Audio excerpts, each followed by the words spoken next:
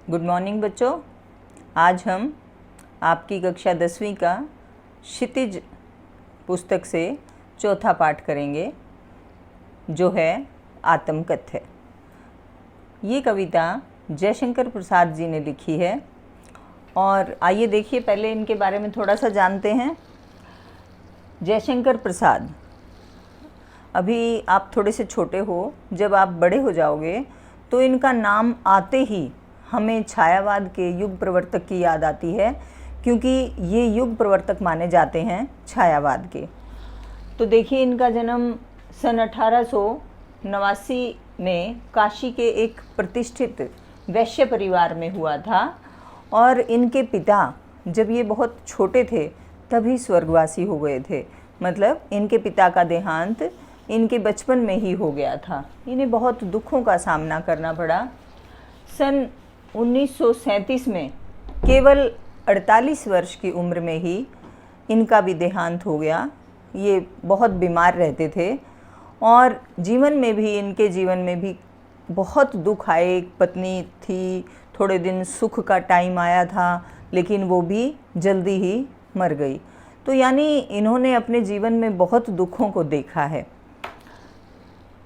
इस वजह से इनकी रचनाओं में भी कई जगह इनका दुख दिखाई देता है। जैसे कि हमारी ये कविता है आत्मकथ्य, इसमें भी इन्होंने अपने जीवन के बारे में बता रखा है कि कैसे मुझे दुखों का सामना करना पड़ा, कैसे मैं लिखूं या ना लिखूं।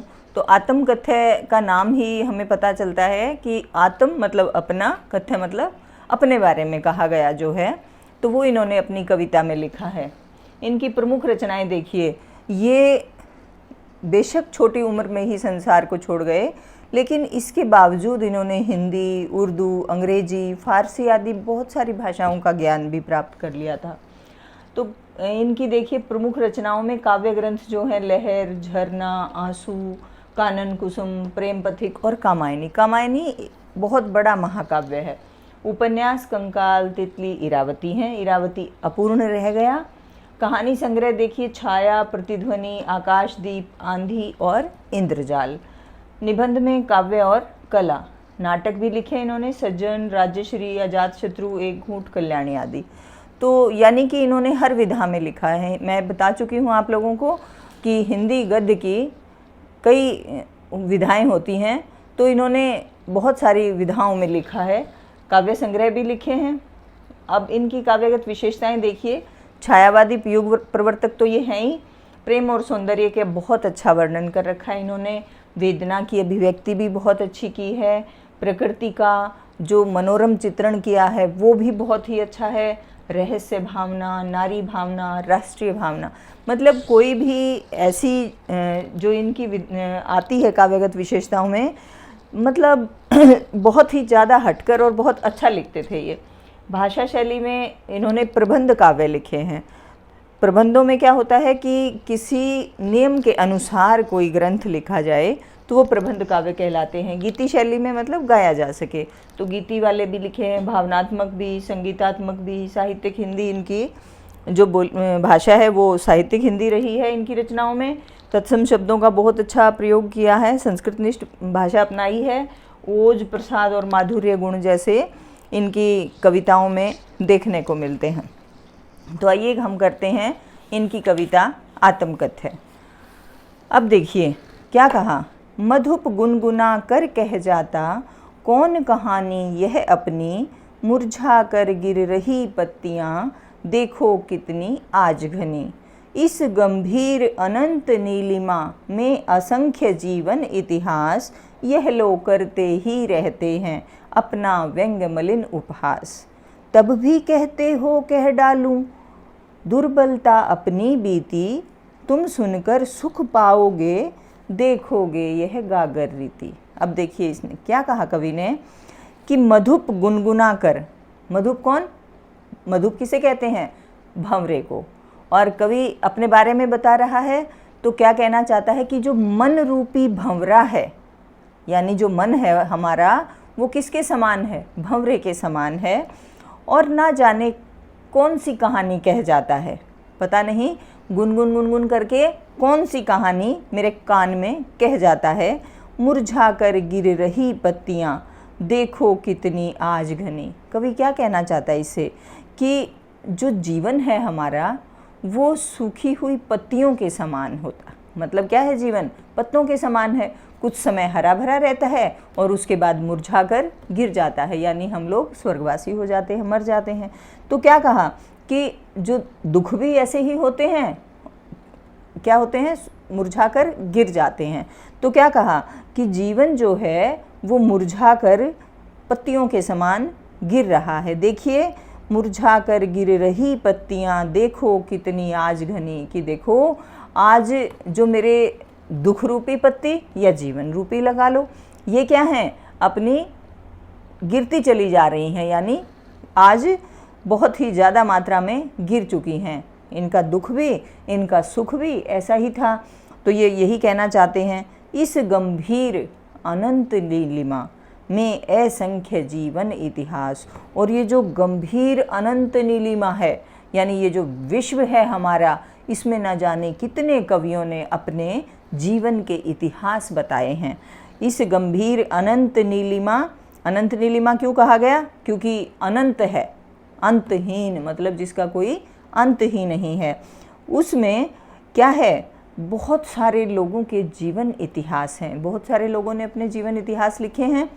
यह लोग करते ही रहते हैं अपना व्यंग्य मलिन उपास। और कवि क्या मानना है, कवि का मानना है कि जब हम अपने बारे में किसी को अपने दुख और सुखों के बारे में बताते हैं तो सुखों से तो लोग जलते ही हैं, लेकिन दुखों का भी क्या करते हैं, दुखों के बारे में उस समय तो हमसे सुन लेते हैं आराम से, लेकिन बाद में मजाक बनाते हैं।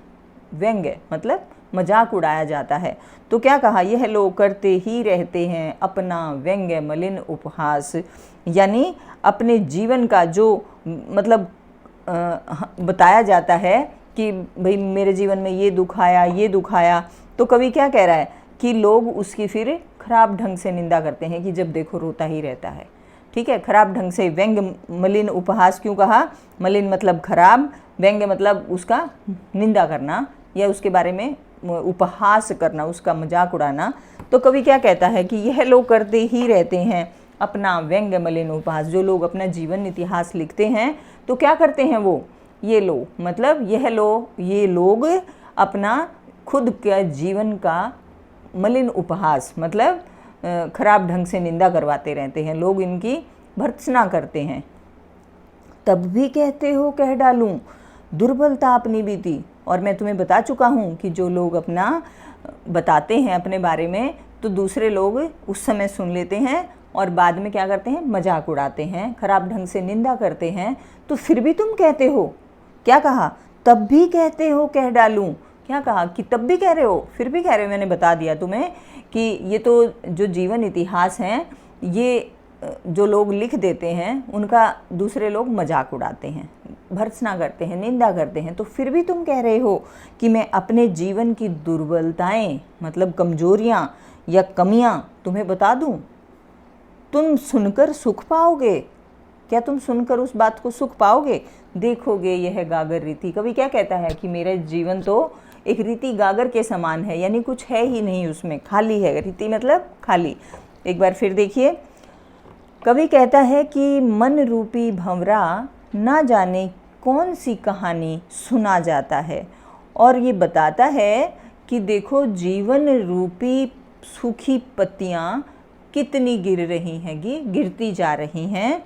और इस गंभीर अनंत नीलिमा मतलब अंतहीन संसार में न जाने कितने जीवन इतिहास लिखे गए हैं, और ऐसे लोग अपना निंदा करवाते रहते हैं, मजाक उड़वाते रहते हैं। और तुम फिर भी कहते हो कि मैं अपनी कमजोरियों के बारे में तुम्हें बता दूं। क्या करोगे तुम मेरी कमजोरियों के बारे में सुनकर, जब मेरी इस खाली मतलब खाली गागर को देखोगे, यानी मेरे इस जीवन रूपी घड़े को जब तुम देखोगे कि ये तो बिल्कुल ही खाली है, तो क्या करोगे, क्या तुम सुख पाओगे, क्या तुम्हें अच्छा लगेगा। अब देखिए, आपसे जैसे प्रश्न पूछते हैं, कवि कविता का नाम बता सकते हैं। कवि कौन है, जयशंकर प्रसाद। कविता का क्या नाम है, आत्मकथ है। प्रसंग लिख दोगे। प्रस्तुत पद्यांश हमारी हिंदी की पुस्तक क्षितिज भाग 1 के काव्यखंड से ली गई है। कविता का नाम है आत्मकथ्य। कवि का नाम क्या है? जयशंकर प्रसाद है, और इसमें उन्होंने अपने जीवन के बारे में लिखा है, इसे बता देंगे। फिर व्याख्या आप कर ही सकते हैं। मधुप किसे कहा गया है पूछा है, तो मनरूपी भंवरे को कहा गया है। इसी प्रकार से सारे आप प्रश्न इसमें दे सकते हैं। एक प्रश्न जो अलग से आता है काव्यगत विशेषताओं के बारे में या काव्य शैली बताइए, तो उसमें आप बता सकते हैं कि तत्सम प्रधान खड़ी बोली है और लाक्षणिक भाषा का प्रयोग कर रखा है, मतलब लक्षण दिखा के किया रखा है। अनुप्रास, प्रश्न और रूपक अलंकारों का बहुत अच्छा वर्णन है। करुण रस है। करुण मतलब हमें दया आ रही है ना, दया आ रही है कि जब कोई लिखता है तो लोग उसका मजाक उड़ाते हैं। अब आगे देखिए अगला पैराग्राफ। किंतु कहीं ऐसा न हो कि तुम ही खाली करने वाले अपने को समझो, मेरा रस ले अपनी भरने वाले। यह विडंबना अरी सरलते तेरी हंसी उड़ाऊं मैं, भूलें अपनी या प्रवंचना औरों की दिखलाऊं मैं। उज्ज्वल गाथा कैसे गाऊं मधुर चांदनी रातों की, अरे खिलखिला कर हंसते होने वाली उन बातों की। देखिए अब कवि ने क्या कहा। कवि कह रहा है कि चलो मैं अपनी कमजोरी तो क्यों बताऊं, जैसे कि आपने पिछले पैराग्राफ में पढ़ा है कि मैं अपनी कमजोरियां बताऊंगा तो तुम्हें कौन सा सुख मिल जाएगा जब मेरे जीवन रूपी घड़े को खाली देखोगे। तो अब इसमें क्या कह रहा है, किंतु कहीं ऐसा ना हो, अगर मैं तुम्हें बता भी दूं अपने दुखों के बारे में, तो कहीं ऐसा ना हो कि तुम ही खाली करने वाले अपने को समझो। मतलब कहीं ऐसा ना हो कि मैं जब तुम्हें अपने दुखों के बारे में बताऊं तो तुम कहीं ये ना समझो कि तुमने ही मेरे इस जीवन रूपी गागर को खाली किया है, यानी तुमने ही मुझे दुख दिया है, मेरा रस ले अपनी भरने वाले। और कहीं ऐसा ना सोचो तुम कि तुमने मेरे जीवन में से रस निकाल कर अपने जीवन में भर लिए हैं। समझ गए? कवि क्या कह रहा है कि कहीं ऐसा ना हो कि अगर मैं तुम्हें दुख बता दूं अपने, तो तुम खुद को ही उसका जिम्मेवार ना समझो कि तुमने मेरे जीवन में दुख दिए हैं और मेरे जीवन के रस को, मतलब अच्छे क्षणों को लेकर खराब क्षण मुझे दे दिए हैं। यानी कहीं ऐसा ना हो कि तुम ये समझ जाओ कि तुमने खुद मुझे दुख दिए हैं और मेरे जीवन का रस अपने जीवन में भर लिया है। यह विडंबना, और यही क्या है? विडंबना है। अरी सरलते तेरी हंसी उड़ाऊं मैं। विडंबना क्या होती है? कोई भाई मतलब क्या है, क्या होना चाहिए? विडंबना मतलब कोई कष्टदायक स्थिति है कि यही तो विडंबना है, यही तो वो क्षण है कष्ट का जिसमें अरी सरलते तेरी हंसी उड़ाऊं मैं, कि मेरा तो जीवन जो है वो बड़ा सरल है, सीधा साधा है, मैं कैसे हंसी उड़ाऊं। यह विडंबना अरी सरलते तेरी हंसी उड़ाऊं मैं। क्या कह रहा है फिर कवि? भूलें अपनी।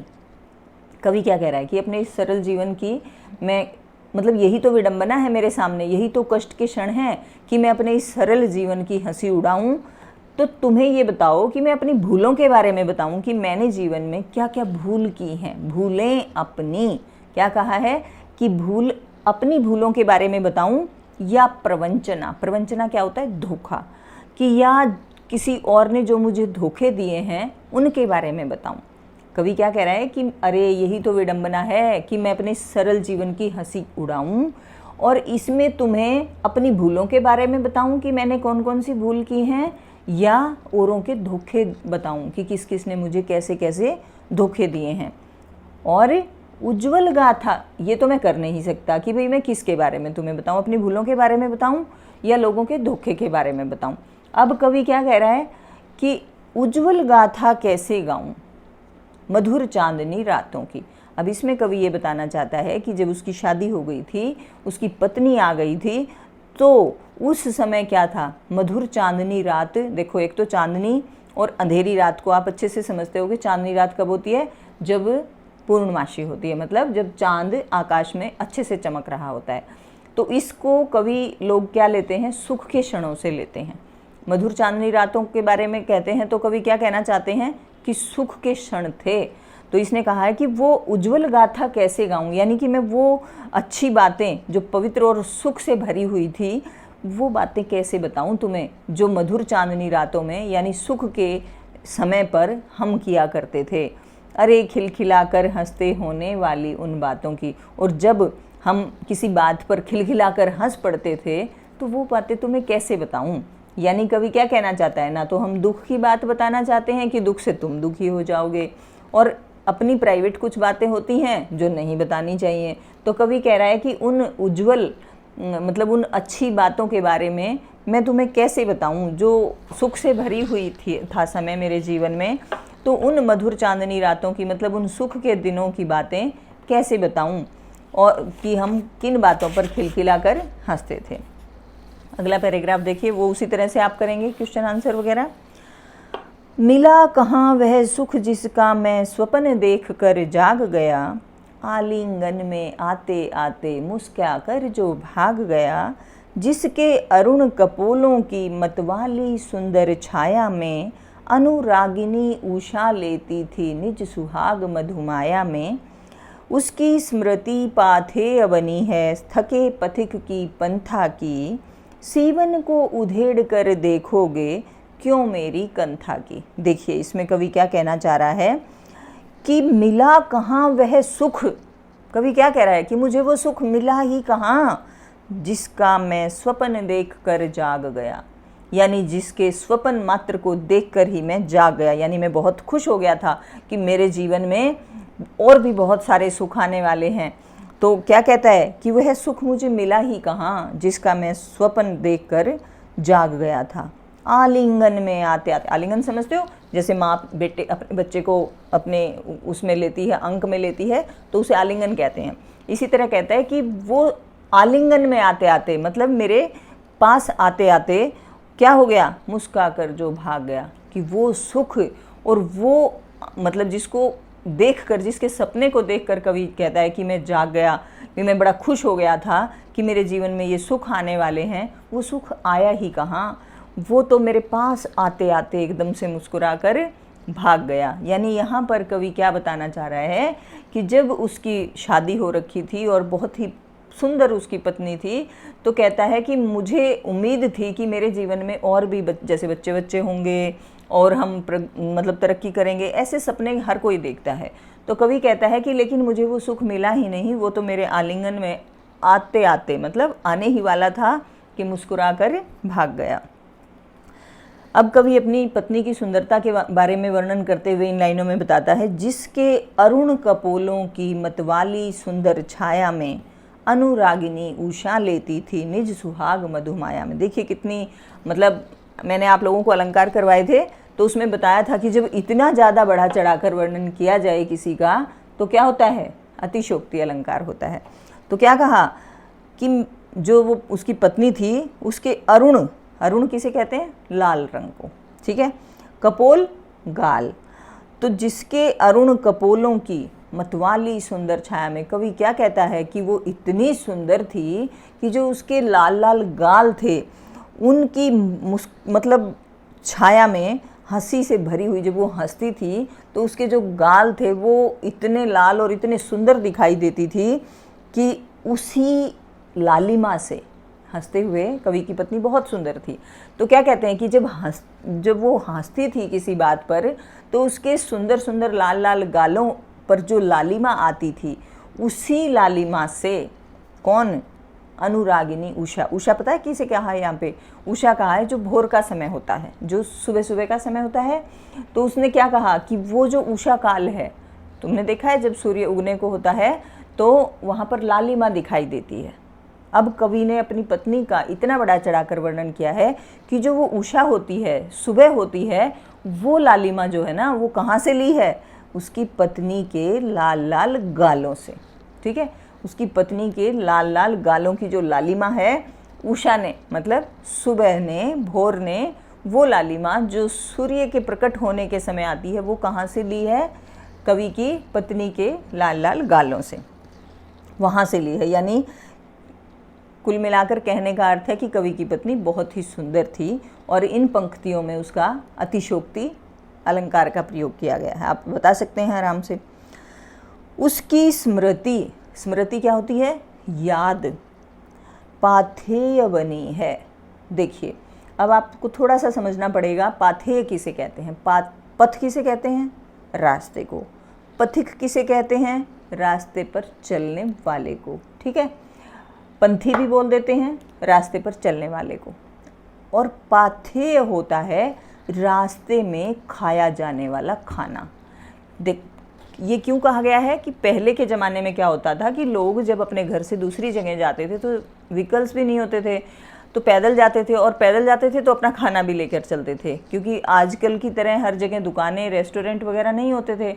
तो वो क्या करते थे? अपना खाना लेकर चलते थे।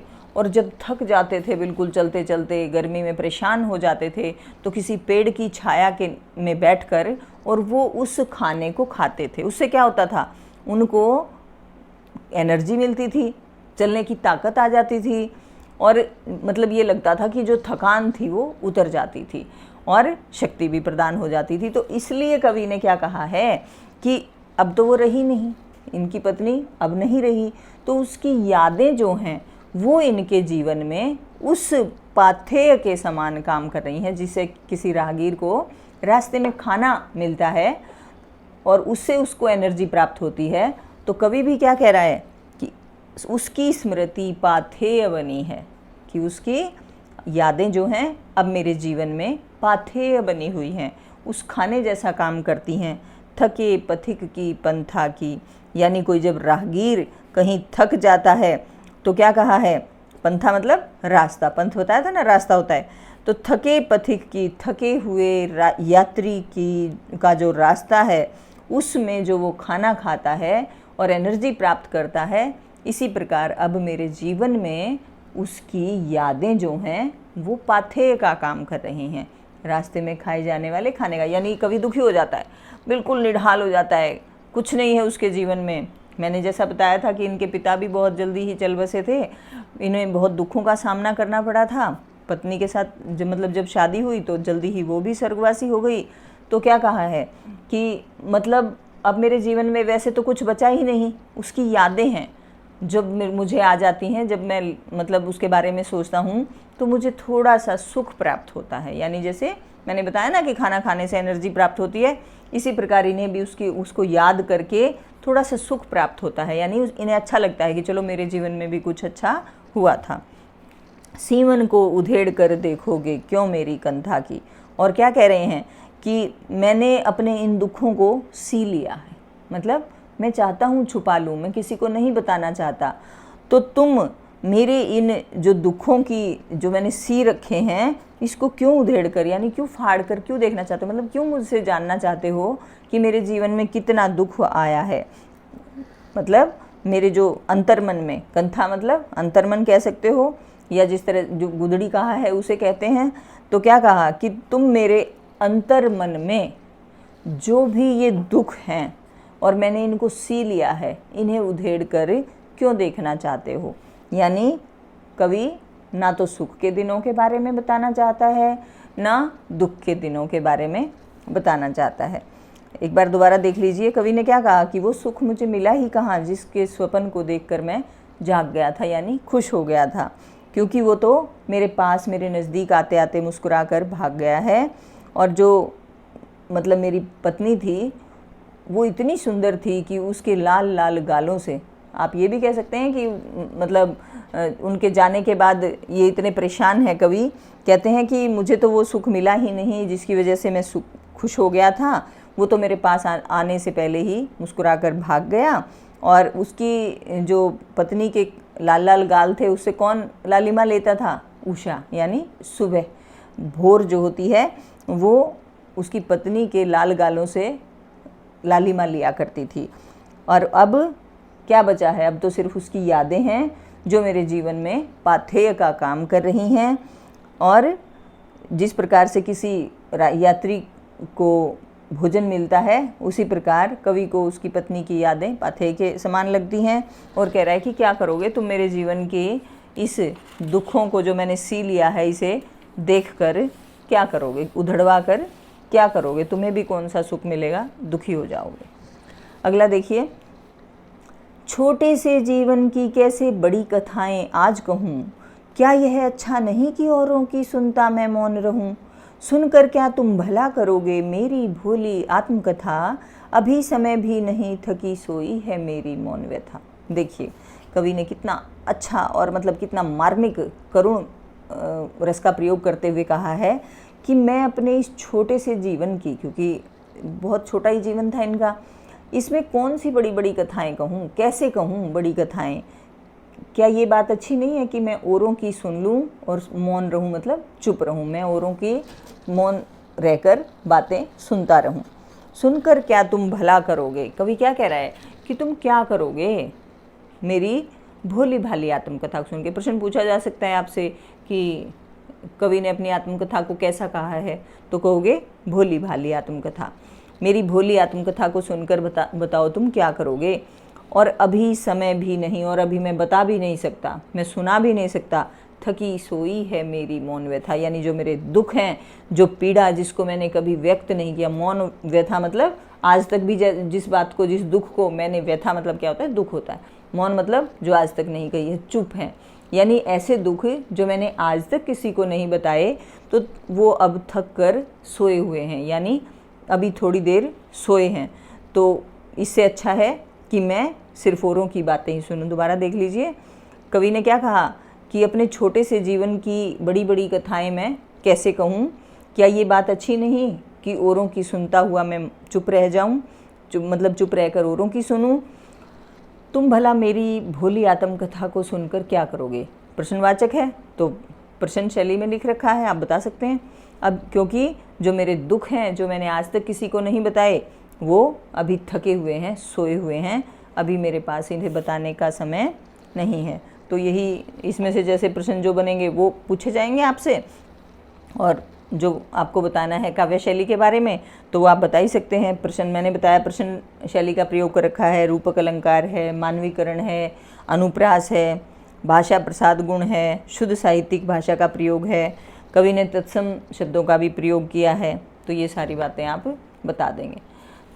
देखिए अब इसके थोड़ा सा जैसे क्वेश्चन जो बनते हैं, कवि आत्मकथा लिखने से क्यों बचना चाहता है, क्योंकि कवि कहता है कि दुख बताऊंगा तो ऐसा ना हो कहीं तुम्हें लगे कि तुम्हारी वजह से दुखी हूँ, और सुख कुछ ऐसी होती हैं प्राइवेट बातें जो नहीं बतानी चाहिए, तो वो कैसे बताऊँ। यानी दोनों ही प्रकार की बातें कवि बताने से बचना चाह रहे हैं, यानी वो नहीं बताना चाहते। आत्मकथा सुनाने के संदर्भ में अभी समय भी नहीं, कवि ने ऐसा क्यों कहा है। कवि ने कहा है कि अभी समय नहीं है। पहले तो उसने कहा कि कोई ऐसा महान काम मैंने नहीं किया कि जिसे मैं सुनाऊं या लिखकर संसार को बताऊं, और दूसरी बात यह है कि मेरे जीवन में कुछ ऐसा है ही नहीं, दुख ही दुख है, तो उसके बारे में मैं, और जब दुख बताते हैं तो खुद भी दोबारा दुखी हो जाता है इंसान। तो इसलिए कहा कि अभी थक कर सोई है मेरी जो मौन व्यथा है, जो मेरे मतलब दुख हैं जो मैंने आज तक नहीं बताए, वो अभी थक कर सोए हैं। तो इसलिए मुझे मतलब मैं नहीं चाहता कि वो बात अभी बताऊं। स्मृति को पाथेय बनाने से कवि का क्या आशय वो मैं आपको बता चुकी हूँ कि यादें जो हैं वो पाथेय के समान हैं। पत्नी की जो यादें हैं, मैंने बताया था पाथेय क्या होता है, रास्ते का भोजन होता है। उज्ज्वल गाथा कैसे गाऊँ मधुर चांदनी रातों की, कथन के माध्यम से कवि क्या कहना चाह रहे हैं। तो मैंने बताया कि भाई जो अपनी कुछ निजी क्षण होते हैं उसको कोई भी आदमी किसी दूसरे के सामने नहीं बताना चाहता, तो इसलिए उन्होंने कहा है कि अगर जो बताते हैं तो वो मजाक ही उड़वाते हैं, तो इसलिए मैं इसे ज़रूरी नहीं समझता बताना। तो ये थी आपकी कविता आत्मकथ्य। मैं उम्मीद करती हूँ आप सभी को बहुत अच्छी तरह समझ में आ गई होगी कि कवि ने अपनी आत्मकथ्य में, अपनी कविता में क्या कहा है। ना तो उन्होंने अच्छे दिन बताने की वो समझी कि भाई बताने नहीं चाहिए, और उनके जीवन में कुछ ऐसा था ही नहीं, दुख ही दुख थे, तो इसलिए कहा है कि मैं ना तो अच्छे ही दिन बताना चाहता हूँ और ना बुरे दिनों के बारे में। तो ये आपकी कविता थी आत्मकथ्य। धन्यवाद।